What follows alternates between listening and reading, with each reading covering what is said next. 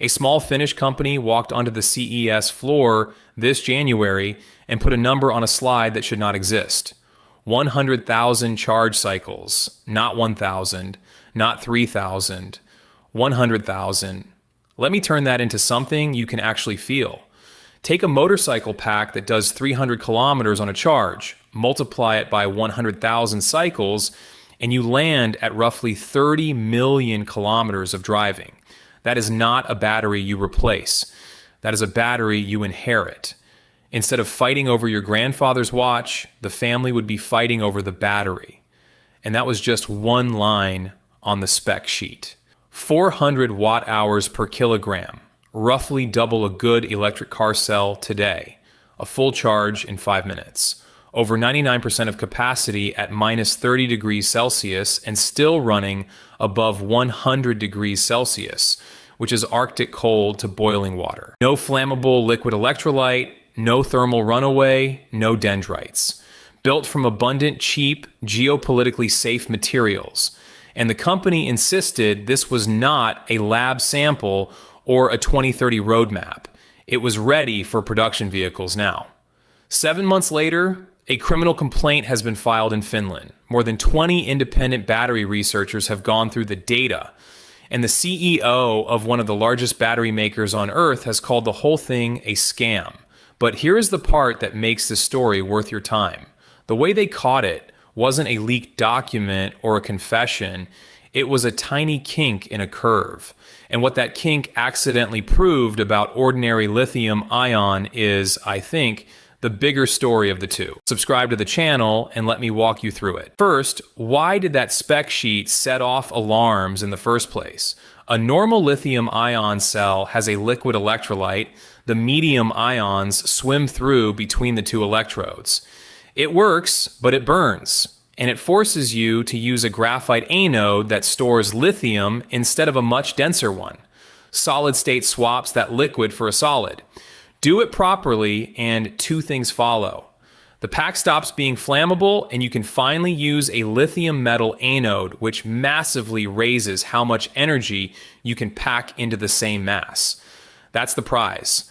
That's why Toyota, Samsung, QuantumScape, and CATL have collectively poured billions into it. And here's the uncomfortable part.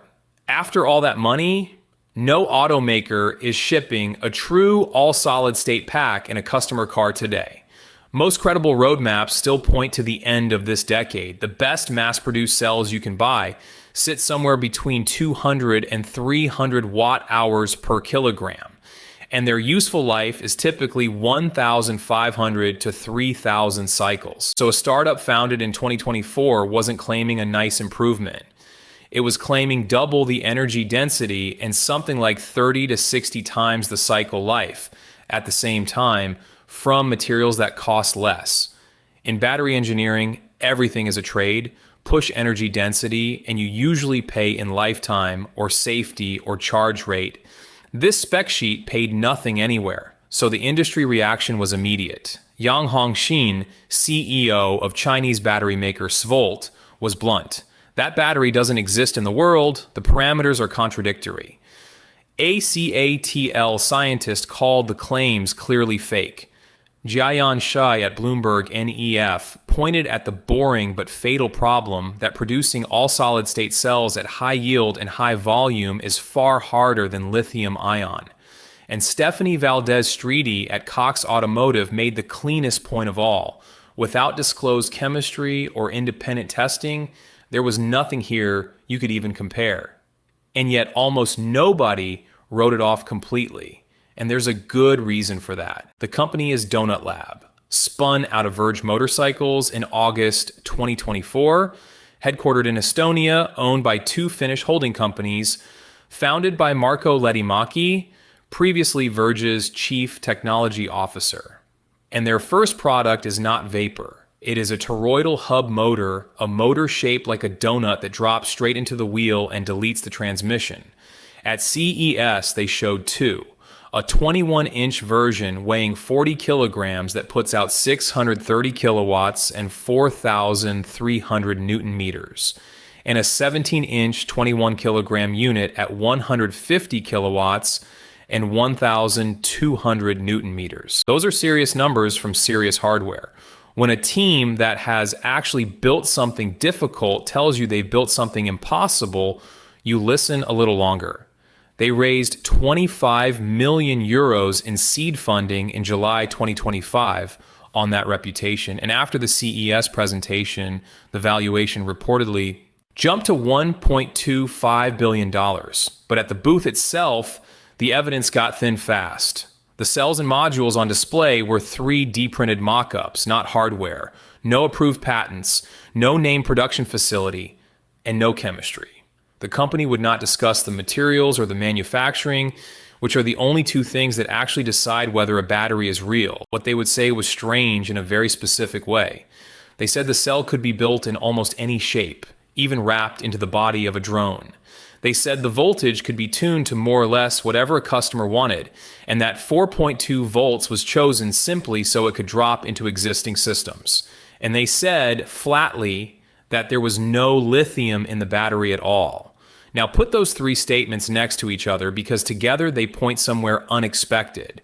Arbitrary shapes and tunable voltage are not how you describe a chemistry. They're how you describe a physical structure.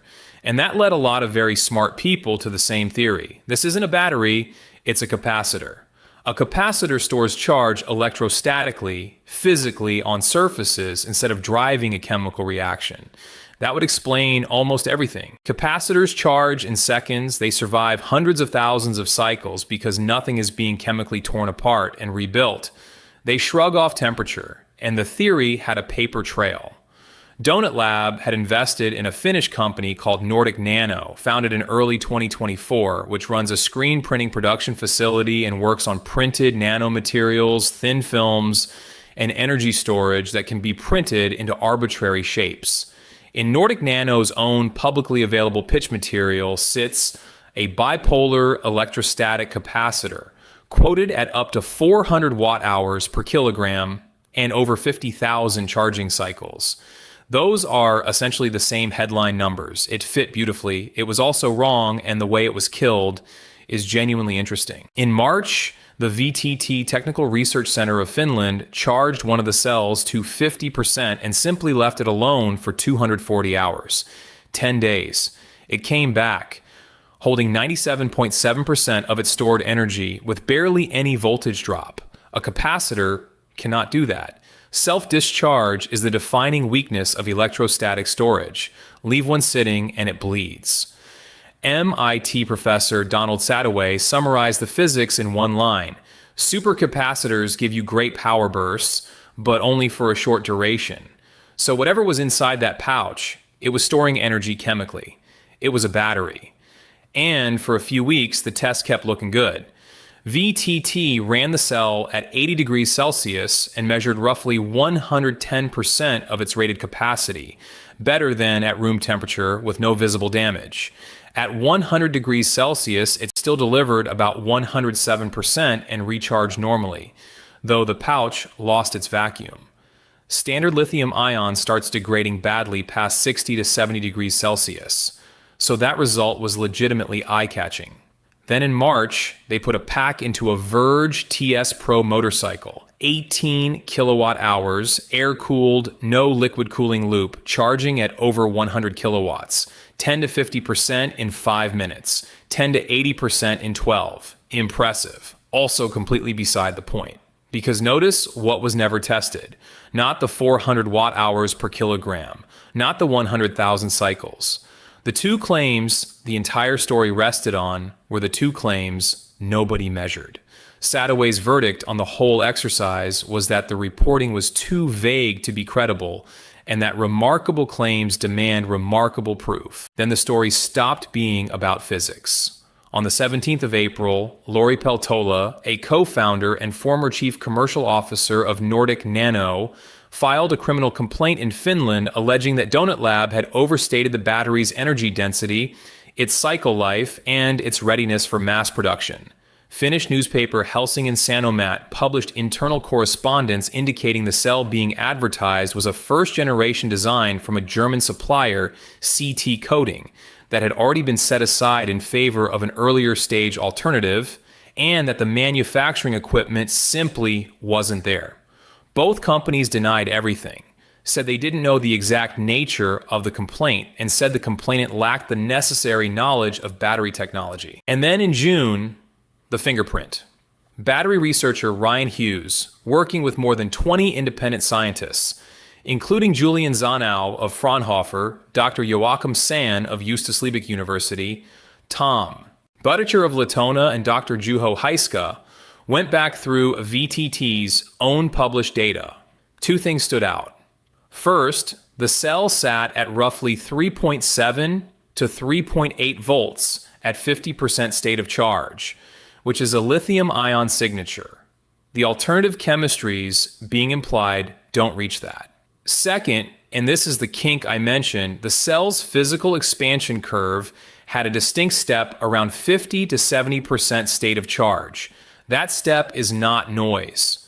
When lithium ions push into graphite, they don't slide in smoothly. They fill it in ordered stages, and every time the structure jumps to the next stage, the spacing between the atomic layers changes, and the whole cell physically swells by a measurable amount. That staircase is a graphite anode signature, and only a graphite anode makes it. A solid-state lithium metal cell has no graphite to stage. As one of the researchers put it, it's like having a slightly noisy fingerprint and a photo of the suspect's face and getting a match on both. Then they did the arithmetic nobody at the booth wanted to do. The cell shown at CES stored 94 watt-hours and weighed 315 grams. Divide one by the other, and you get 298 watt-hours per kilogram, not 400. And here is where the story turns into something more useful than a fraud case.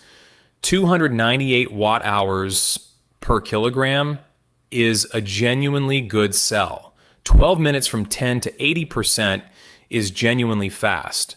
But it isn't a miracle, and that's precisely the problem. A Mercedes-AMG GT already does 10 to 80% in about 11 minutes, and BYD's fastest packs go from 10 to 97% in 9. The headline performance that was supposed to prove a new physics was, more or less, what strong conventional lithium-ion already does in showrooms right now. The claimed breakthrough was hiding behind the real one. Meanwhile, the money was very real. Roughly $25 million came from over 1,300 investors, more than 900 of whom held 50 shares or fewer, which puts most of them in the range of a few thousand to 20-odd thousand euros each. Reporting indicates they were told to expect returns as high as 10 times inside 12 to 18 months. Verge deliveries slipped. And in June, the company released a video saying it was ramping toward 1 gigawatt hour of annual production by the end of the year, which quietly contradicts the January position that the capacity already existed. That damage doesn't stay inside one company. Every serious solid-state team on the planet now has an investor asking why a startup founded in 2024 hit 400 watt-hours per kilogram and 100,000 cycles while they're still fighting yield on a pilot line. Fake breakthroughs don't just waste money. They reset expectations against the people doing the work honestly. So here's the filter I take away from all of this, and it costs nothing to apply. When a new cell claims to be better at everything simultaneously, denser, faster, cooler, longer-lived, cheaper, safer, that is not a sign of a breakthrough. Real chemistry is a negotiation. Something always gets worse. The single most useful question you can ask any battery company is, what did you give up? If there's no answer, you're not looking at physics. You're looking at a slide. What I keep coming back to is that this one was never impossible to check. The evidence was sitting in a public data set the whole time, in the shape of a curve. Someone just had to look. So what's your read on it? Was this a company that fooled itself before it fooled anyone else, or something colder than that? Drop your take in the comments below. And if this breakdown was useful to you, share it with someone who forwarded you that spec sheet in January and subscribe to the channel.